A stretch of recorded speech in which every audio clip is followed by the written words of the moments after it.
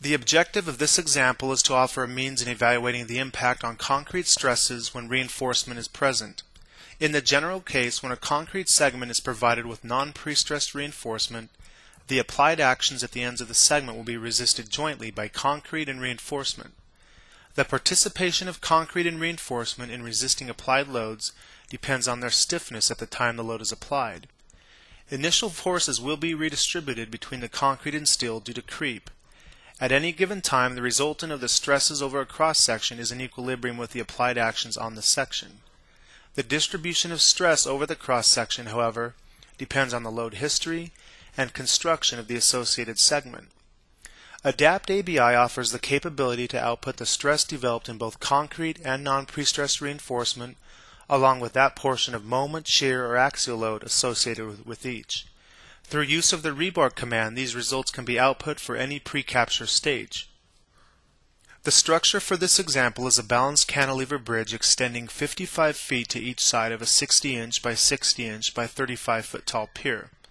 Each cantilever is composed of 8 segments with tapered cross-sections other than that at the pier top. The structure consists of 2 cases. The first case has a reinforcement ratio of 5%, and the second case has no non-pre-stressed reinforcement. The construction sequence consists of 5-day increments ranging from day 1 to day 45 and observation stages at days 50 and 100. At day 45, a 10 kip per foot line load is applied to the structure. At each installation stage, straight tendons are stressed and located above the centroidal axis so as to impose a constant positive moment to offset negative moment due to self-weight. This example will focus on the validation of results at the I node, top fiber of frame element 16, which is the first element to the right of the pier, and at the J node, top fiber of frame element 15, which is the first element to the left of the pier. This is where moment will be maximum for this particular example. The validation for 15 will take place with the 0% reinforcement ratio, and the validation for case 1, or element 16, will take place using a 5% reinforcement ratio. We now see a graphical representation of the structure to be validated, and specifically we're going to be validating in case number 1 the I end of frame element 16 at the top, and for case number 2 the J end of element 15 at the top. We also see an image which shows the notation and the orientation of tabulated stress output when the rebar command is used. So we have output for the node number 1 at the I end, node number 3 at the J end, and also node number 5 at the centroidal axis. Moving now into the graphical interface of ADAPT-ABI, we see the structure. We can review some of the input. We have a 10 kip load acting downward. This load will be installed on day 45. We can also review the tendons that we've input from top to bottom. If we open a tendon, we have 10 strands, 1/2 inch diameter strands. The stressing occurs on different days. The shape is a straight tendon. For example, this is 4 inches from the top, and the tendons sequentially just shift down 4 inches from each previous location. So we'll use the tendon data to validate case number 2. At the left side of the screen we see the project browser, which shows us the different stages and what occurs at each stage. We'll go ahead and review that. We're going to go to a developed view of the structure, and we'll review the step number 1. We can see that the pier and the support are built. Step 2, the pier top. Step 3, we continue to build out the segments of the cantilever, and so on. As we shift up to step number 10, we can see that the 10 kip per foot load is now applied to the structure, and then finally the last 2 steps are just observation days at 50 and also at day 100. Under the Material tab, we're going to go to Concrete. Under the concrete mechanical properties, we can see we have an ultimate creep value of 2. This is the ultimate creep coefficient in calculating the creep strain, and also the ultimate shrinkage value is the ultimate shrinkage strain that we use to calculate the different strains at each individual stage that are time dependent. Going back to the Material tab and the Mild Steel tab, we've set here the reinforcement ratio to 0.05, and we'll go ahead and apply that. and we're going to generate an input file for this particular structure. We want to now go back to process and we want to edit the input data. So we're going to scroll down to day number 45 in the sequence, and after the output we're going to select rebar and type that in after output with a space. We'll go ahead and save that. We're going back to the process bar and we're going to execute the model. We'll now move into the validation for case number 1, which occurs at frame element 16. Under Process View Results, we're going to take a look at day number 45 where the load has been applied, and the first thing we'll look at are the moments. And we can see that the moment at frame element 16, the I end, is negative 1.88 pound e to the positive 8 pound-inches. So this is the value that we're going to be validating first, and how we obtain that value, and then from there we're going to move into the stress calculation. So we can close that, and to open up the values and the different output we can go to Reports, Geometry and Analysis Results, and if we use the find function we can say find, and we're just going to say day, and if we continue to press enter we can scroll down to day number 45. And then we'll go down to section number 111, which is the frame element stress output, and this is the output that we want to review for both the moment and the stresses in the concrete alone. So we're going to scroll down to frame element number 16, which is here, and we'll review these results in more detail. In review of the input file, we can see that at day 45 there are several nodal loads acting on the structure. These were discretized from the line load of negative 10 kips per foot. We also have a solve and an output command with the token rebar, which will allow us to output the results for both concrete and rebar.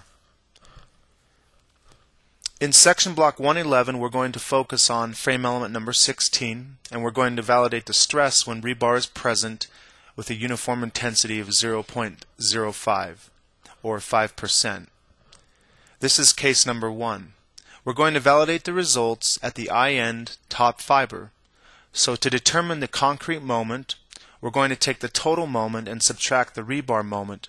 This results in negative 1.81 e to the positive 8 pound-inches, which is what the results show in section block 111. We can also do the same for the axial force in the concrete. This results in a force of negative 8.143 e to the positive 5 pounds. In determining the sections, we use a typical stress equation where we're going to take the moment divided by the section modulus plus the force divided by the area. The frame element number 16 is represented by a 60-inch by 60-inch section, so we calculate S top as being 36,000 inches to the third. The area is 36,000 inches squared. And finally, our hand calculation by stress equals 4801.8 psi in tension, and ADAPT reports 4801.7 psi in tension. This is also shown in section 16 at node number 1, where stresses at points is reported. We can also see this in section 108, element 16, at the I top stress. Case 2 is the stress validation when no uniform rebar is present. This validation will occur at frame element 15, the J node at the top fiber. We've broken up the self-weight and the line load into discrete point loads acting along the span. These are shown on the slide. The balancing moment is also calculated by taking an assumption of 50% long-term loss at day 45. The effective stress per strand is 196 ksi, where the effective force per tendon is 300 kips. The resultant pre-stress moment at frame element 15 was calculated as 2450 kip feet, and the moment at frame element 15 is taken as negative 1.8876 e to the positive 8. This is essentially the same that's reported by ADAPT. We're now going to review the model and the changes made for case number 2. In ADAPT-ABI, we're going to go back to Material, Mild Steel, and set the reinforcement ratio to 0. This will suppress the contribution of steel in resisting sectional actions in developing stress at each frame element. From the process menu, we're going to generate an input file, and in review of that file we can now change and add the token rebar at day 45.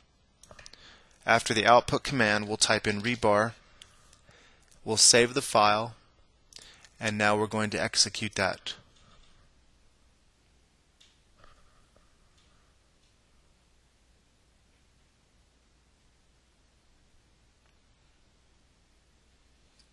Once the model has been executed for the analysis, we can go back to Process, View Results. We're going to scroll down to day 45 in the day browser. And reviewing the moment at frame element 15, we can see that the moment at the J end of frame element 15 is negative 1.882, which is the same as our hand calculations from the previous slide.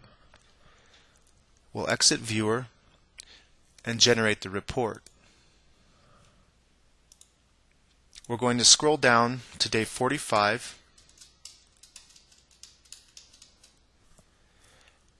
and go back to section block 111 to review the results at frame element 15.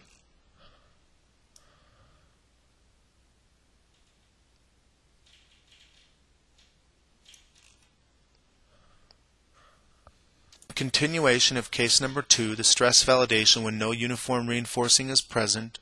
We'll review data block 111 for frame element 15 at the J end. For concrete, we can see that the bending moment equals that of the total moment, which is negative 1.88 e to the positive 8, with zero contribution from the steel. We can also see that the axial force in the concrete equals the total axial force of negative 1.96 e to the positive 6 in pounds.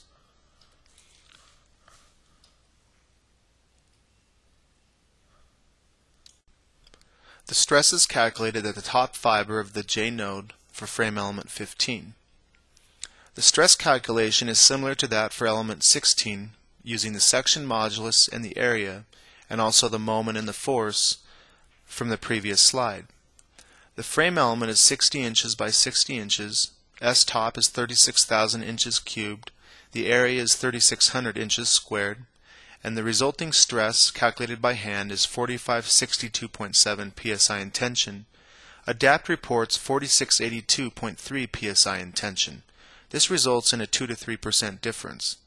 In section block 108 for frame element 15 at the J top, we can report this value from ADAPT. This concludes the video tutorial on stress validation when uniform reinforcing is present and when uniform reinforcing is set to 0.